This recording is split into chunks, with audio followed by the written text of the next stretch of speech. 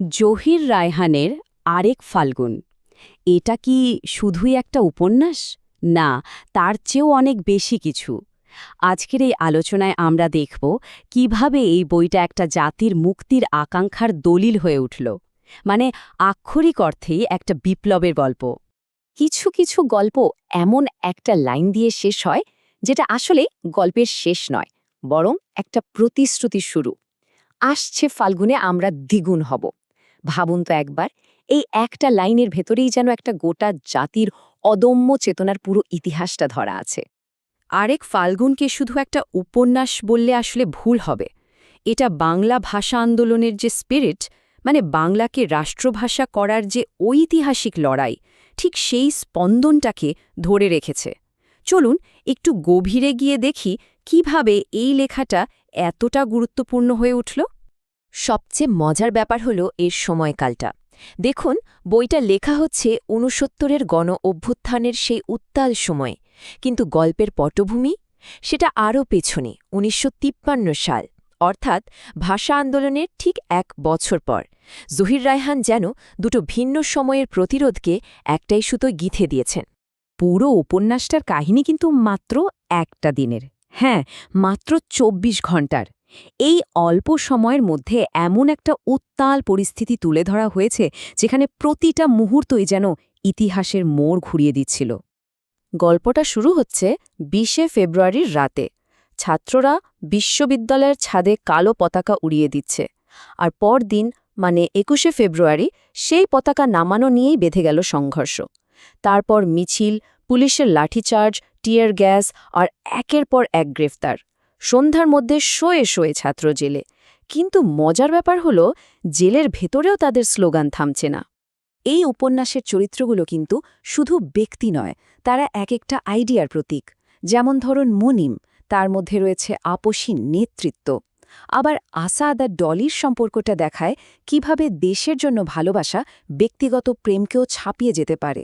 আর Roston, সে তো প্রমাণ করে দেয় যে কারাগারের দেয়ালও প্রতিরোধের আগুনকে আটকে রাখতে পারে না। তো এই যে একটা কাল্পনিক গল্প, এর পেছনে তো একটা কঠিন বাস্তব ইতিহাস আছে। প্রশ্নটা হলো, ঠিক কোন ঘটনাটা লেখককে এমন একটা শক্তিশালী গল্প লিখতে সাহস জুগিয়েছিল?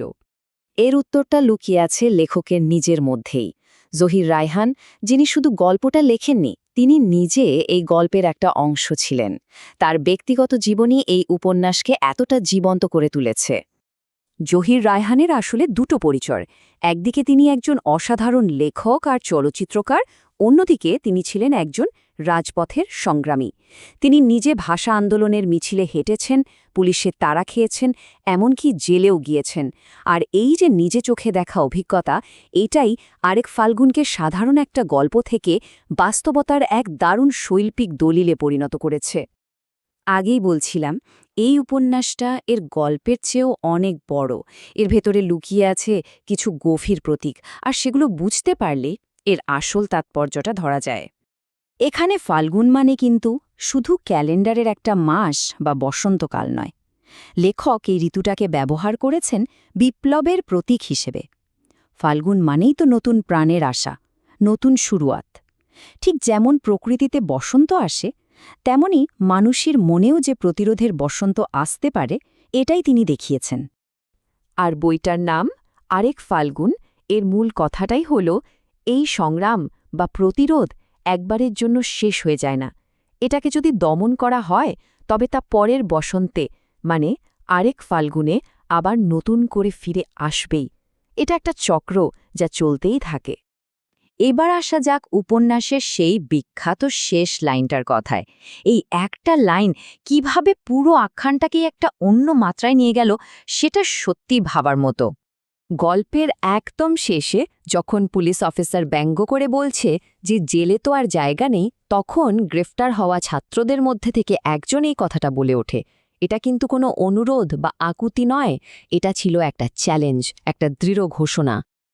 আসল ব্যাপারটা হলো, এই শেষ লাইনটা পুরো গল্পকে একটা ঐতিহাসিক ঘটনা থেকে একটা চিরন্তন প্রতিশ্রুতিতে বদলে দেয়। এর মানে পরিষ্কার, যতবার দমন করা হবে ততবার প্রতিরোধের শক্তি দ্বিগুণ হয়ে ফিরে আসবে। ভয়ে দেখিয়ে একটা জাতিকে থামানো যায় না। আরেক ফাল্গুন আমাদের এটাই মনে করিয়ে দেয় যে কিছু গল্প শুধু বইয়ের পাতায় আটকে থাকে না, সেটা একটা জাতির চেতনার অংশ হয়ে যায়। আর এখানে প্রশ্নটা জাগে, আচ্ছা, যখন কোনো গল্প নিজেই এতটা শক্তিশালী একটা প্রতীকে পরিণত হয়, তার কণ্ঠকে কি আদৌ কোনোদিন স্তব্ধ করা সম্ভব?